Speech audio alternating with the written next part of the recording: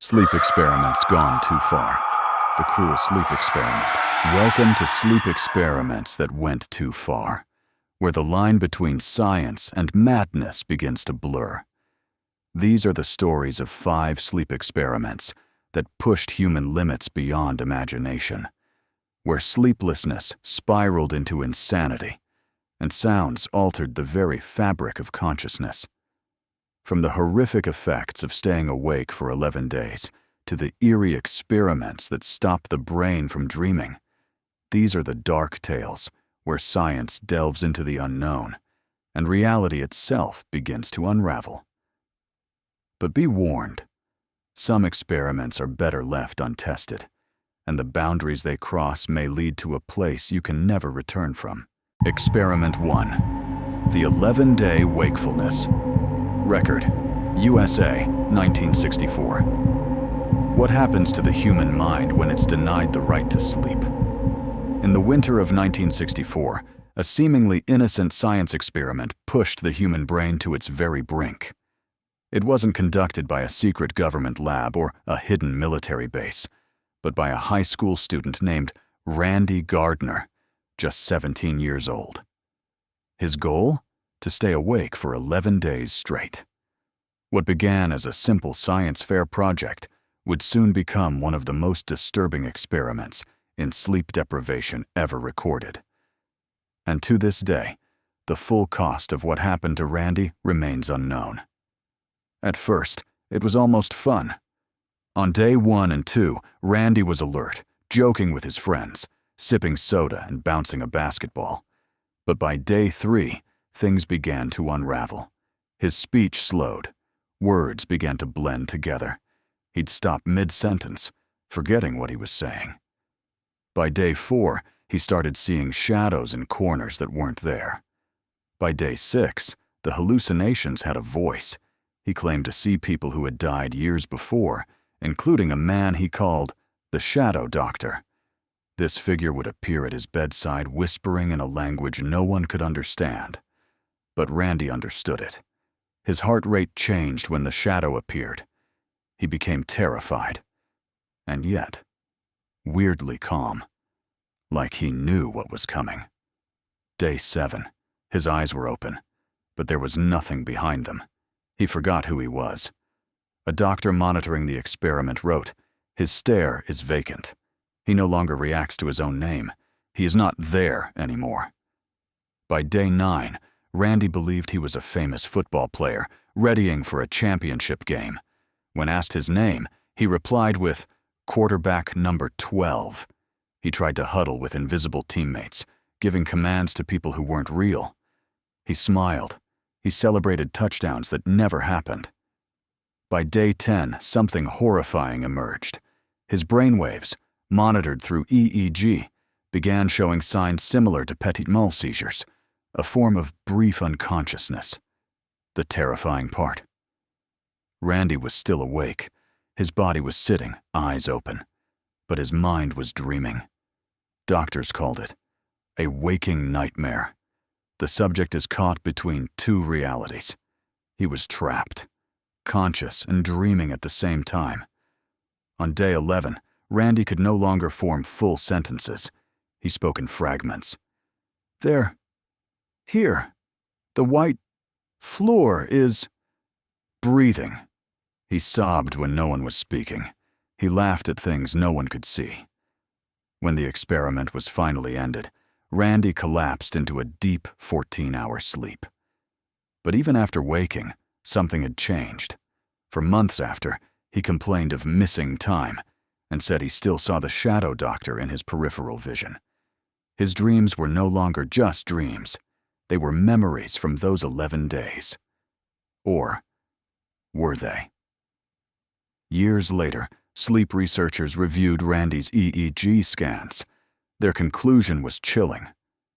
"We believe Randy's brain temporarily entered a state we call micro-dreaming, moments when the body is awake, but the mind slips uncontrollably into a dreamlike loop. Reality and delusion merge." In simple terms, he was dreaming with his eyes open. To this day, Randy Gardner is alive, but he never attempted anything like it again, and no one else has legally been allowed to push the body to that point since. Because what the world learned is that the line between reality and madness is drawn by sleep. Take that away long enough, and the human mind begins to rewrite the world around it. And some doors, once opened, can never be closed again. Experiment 2. The Russian Sleep Experiment. Urban legend? What happens when sleep is no longer an option? There's a legend that has haunted the darkest corners of the internet. A story so disturbing, so surreal, that it's hard to separate fact from fiction. It speaks of an experiment carried out in Soviet Russia during the 1940s, a time when the USSR was willing to sacrifice everything in the name of science. 5 prisoners were chosen, their fates sealed by the state. Their crime? Being expendable.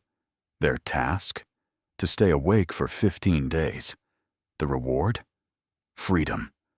A promise that seemed simple enough if they could endure the gas that would keep them awake. But the experiment quickly spiraled into something far darker than anyone could have anticipated. The story, if you dare to listen, will make you question not just the limits of the human body, but what happens when sleep itself is denied. The setup. In the heart of a cold, isolated facility, these 5 men were sealed in a small, windowless room. They were hooked up to various machines, monitored closely by the scientists, but left alone otherwise. The gas began to flow, and soon, the prisoners would enter a state of extreme wakefulness, unable to close their eyes or escape the haunting pull of sleep. It started simply. The prisoners talked. They joked. They paced around, wondering when the effects would kick in. But the gas had a strange effect. It wasn't like caffeine or stimulants. It was as if something in their minds began to shift. Day 1 to 5. In the first few days, the prisoners began to notice something strange. Though their bodies were still awake, their minds were growing restless. Paranoia crept in. At first, it was just a few whispered words, a sense that someone was watching, or that something was wrong with the air they were breathing. By day 5, it had escalated. The prisoners accused one another of plotting, of sabotaging the experiment. Their once cohesive group was now fractured by distrust. They began hallucinating, figures that weren't there, noises they couldn't explain. The worst part? They couldn't sleep. Their minds craved it, but the gas kept them locked in an endless state of wakefulness. Day 6 to 9. As the days passed, the toll on their bodies became more evident. Their eyes were wide, bloodshot, barely blinking. The once vibrant color drained from their faces. They began to tear at their own skin, pulling at their arms and legs, as if they could remove the suffocating exhaustion that weighed on them. By day 9, something even worse happened. One of the prisoners began speaking to someone who wasn't there. He was pleading, begging for something, perhaps for mercy, perhaps for sleep. But there was no answer. The others couldn't understand what he was going through, and when they tried to reach out, they saw nothing. He was simply speaking to empty air. Didn't a 12. Now, the prisoners weren't just fighting exhaustion. They were losing their grip on reality. They began to stare blankly, their eyes unfocused, unable to distinguish what was real from what was imagined. They wandered in circles, mumbling to themselves, as if trapped in a world of their own making.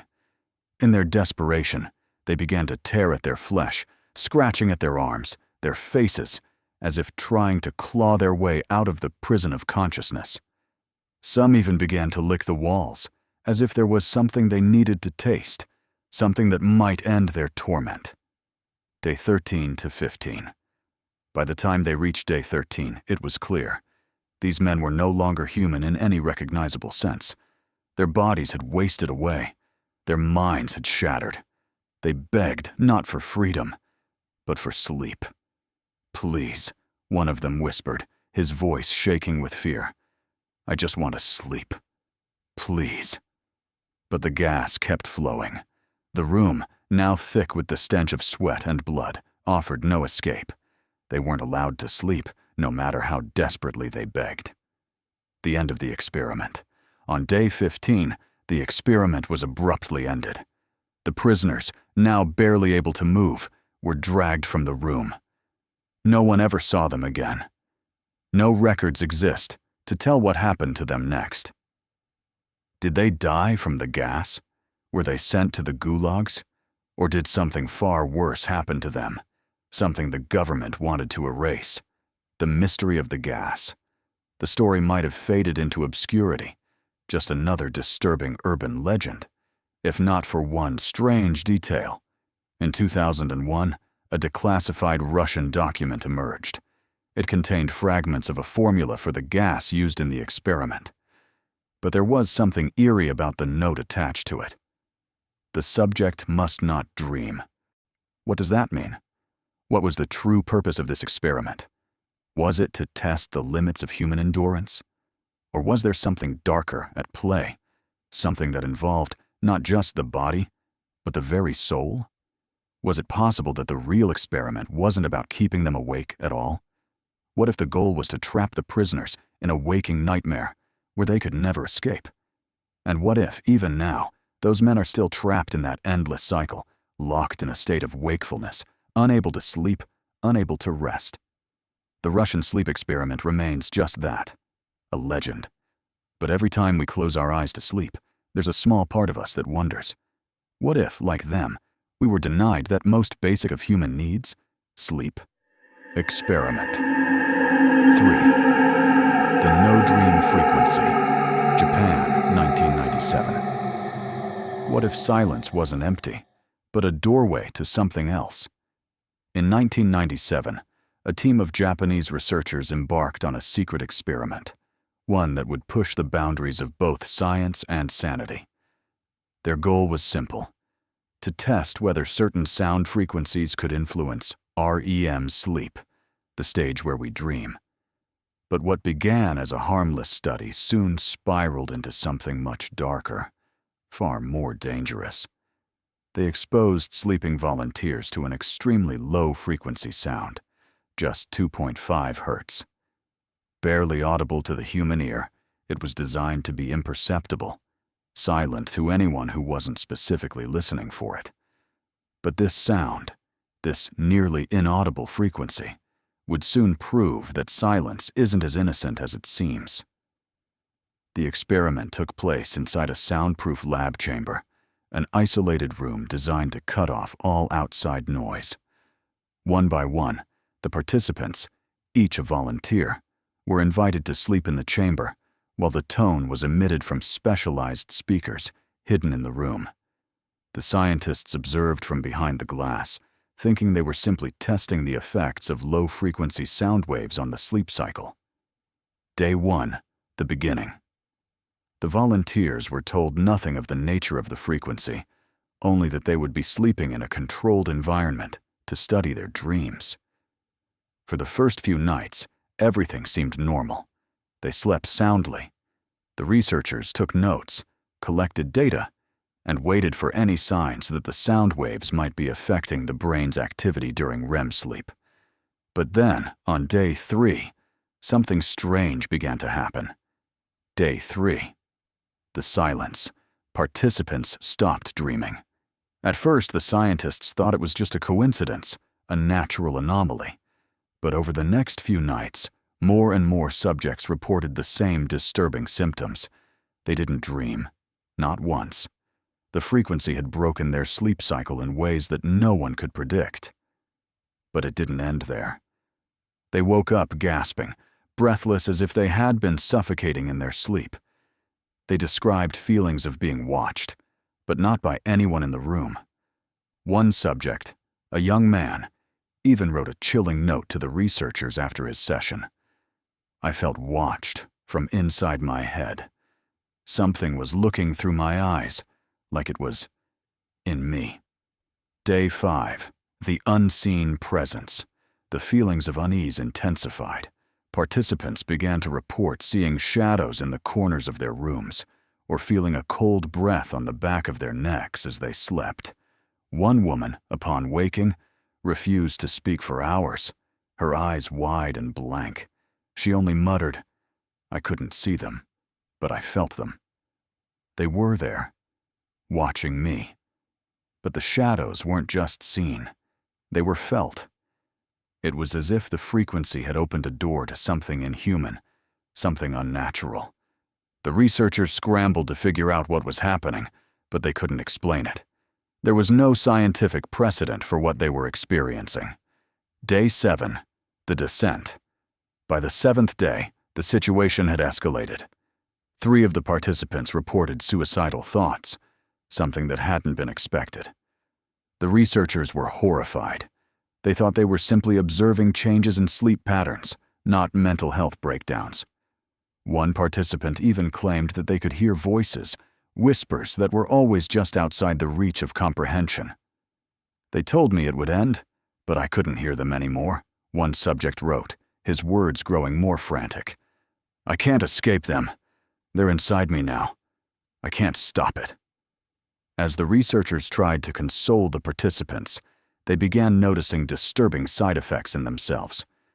One technician, working behind the scenes, reported a strange buzzing in his ears, a sound that wouldn't stop, not even in silence. He went to the hospital, but the doctors couldn't find anything physically wrong with him. It wasn't the volume of the frequency that was harming them. It was the absence of sound. Day 10, the collapse. The experiment was abruptly terminated after multiple volunteers threatened to harm themselves. The researchers, shaken by the sudden psychological toll, scrambled to end the project. But the damage had already been done. Not only had 3 subjects been hospitalized, but 1 technician went deaf, a side effect that could not be explained by any physical injury. Doctors could find no cause. It wasn't the loudness of the sound that had harmed him. It was something much more insidious. The technician, now completely deaf, was left with a final harrowing message.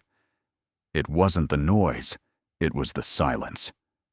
The aftermath. The No Dream Frequency project was officially canceled. The research was swept under the rug, and the data was locked away in archives, never to be seen by the public. The lab chamber was dismantled, and the experiment's findings never saw the light of day. But the whispers remained. What if the 2.5 Hz frequency had done something more than just interfere with REM sleep? What if it had opened a gateway, a link between our reality and something else? Something that existed not in the world of dreams, but in the space between sleep and waking? What happened in that soundproof chamber remains a mystery. And though the experiment was officially shut down, the question remains: could silence, true, absolute silence, be more dangerous than any sound? Perhaps we don't fully understand the power of what we can't hear. And perhaps some frequencies are meant to stay silent, where we can never touch them. Experiment 4. The Dream Loop Simulation. Germany, 2008. Rewritten for maximum suspense and horror. In the winter of 2008, deep within a private neurological research facility in southern Germany, a group of scientists embarked on what would later be known, by the few who dare speak of it, as Experiment 4, the Dream Loop Simulation. The objective was bold, audacious even: to artificially implant controlled dreams directly into the human brain, using precise pulses of electrical stimulation during REM sleep. It was supposed to be a breakthrough, a way to engineer therapeutic dreams for trauma victims, a cure for nightmares, a chance to explore consciousness in ways humanity had only imagined. At first, it worked. Participants reported unusually vivid dreams, full color, full sensation. Some even claimed they could smell the air in their dreams. One man described tasting the copper of blood from a war-zone dream, despite never having served. But then, something changed. Patterns began to emerge. Loops, the The dreams became repetitive, predictable, too predictable.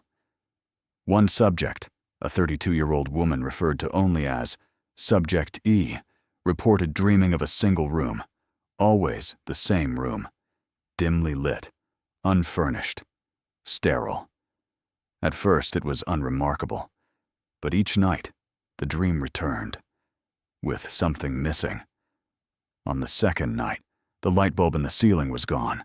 The third night, no door handle. The fourth, no windows, no sound, no color, just emptiness. When researchers asked her to continue the experiment for a fifth night, she refused. She told them, "I woke up in my dream last night. I knew I was asleep.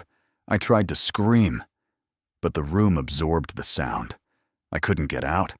I don't think I ever left." Her eyes were bloodshot. She hadn't blinked in minutes. Despite being removed from the program, her condition worsened. She became paranoid, insisting the room was still waiting for her every time she closed her eyes. She began sleeping with every light in her apartment on. She covered mirrors, taped her eyelids open. She refused to be alone.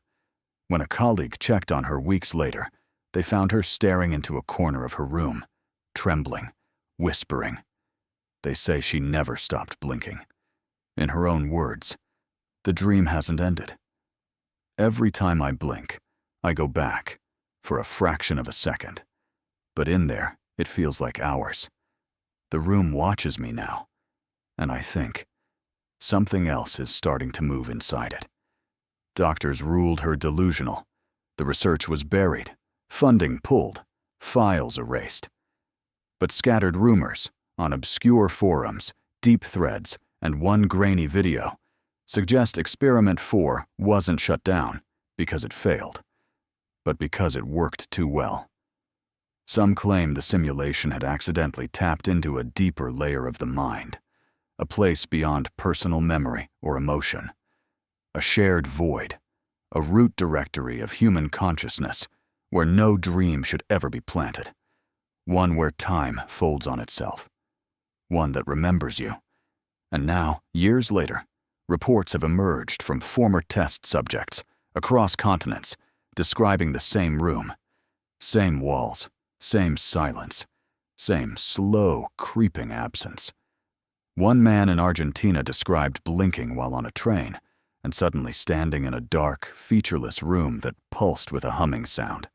He was gone for 3 seconds, tops, but his fingernails had grown noticeably longer. Another, a college student in Tokyo, reported going blind for 0.7 seconds every time she blinked, then started drawing the exact layout of a room she'd never seen, identical to Subject E's.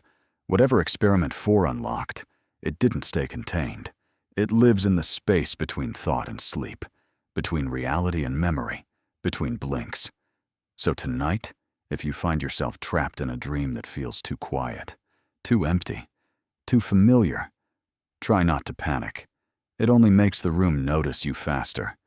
And whatever you do, don't blink. Experiment 5. The Mirror Sleep Study. Undisclosed Location, 2021. In the winter of 2021, at an undisclosed location, rumored to be an abandoned medical facility repurposed for research, a team of behavioral scientists launched a private study into the relationship between self-perception and sleep quality. The study was never officially registered. No academic papers, no peer review, just a plain room, a bed, a ceiling camera, and a mirror. Each participant was instructed, "You will sleep here for 7 consecutive nights. The mirror must face you at all times." No one questioned it. The room was ordinary, windowless, sterile. But the mirror was strange. Tall, antique, edged in a frame of worn oak. It wasn't mounted. It stood freely, as if it had been watching long before the study began. By night 2, small complaints emerged. "I feel like I'm being watched. I don't like how dark my reflection gets at night." By night 3, sleep deprivation kicked in.